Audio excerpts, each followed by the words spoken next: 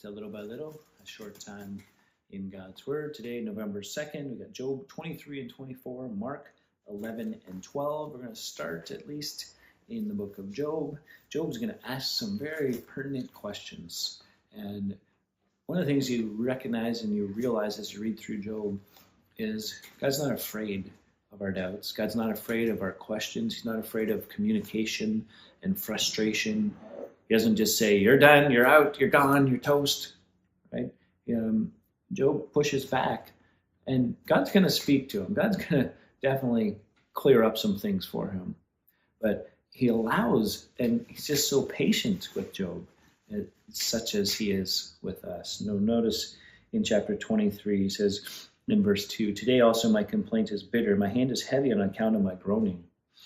Oh, that I knew where I might find him, that I might come even to his seat. I would lay my case before him. He's talking about God. He's like, I feel that he's far away, but I wish I could find him so I can bring my case before him and prove and show him that these things are not because I have lived this kind of life.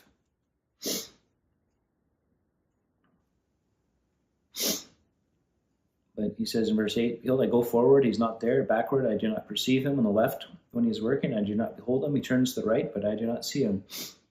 So I'm not connecting. And that's a common thing, right? To realize that there are seasons and times where you just feel, and feeling we have to be careful that we don't live there, but you can acknowledge them. And you know what, I don't feel his presence. I don't feel that he's answering. It seems like, right? Those are all valid. You can't just say, oh, that's not true. He's there. Just buck up. No, those are real things. Because notice verse 10, here's what Job says. But he knows the way that I take.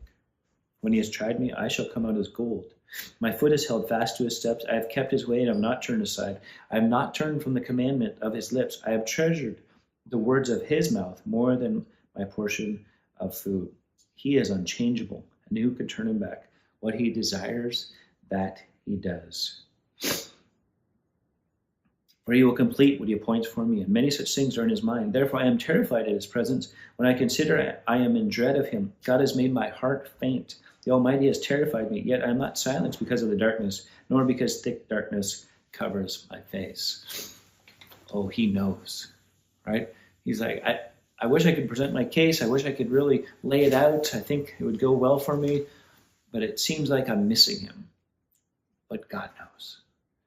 Why? Because he's over all. And so I've held fast to him. I'm not turning from the left or to the right.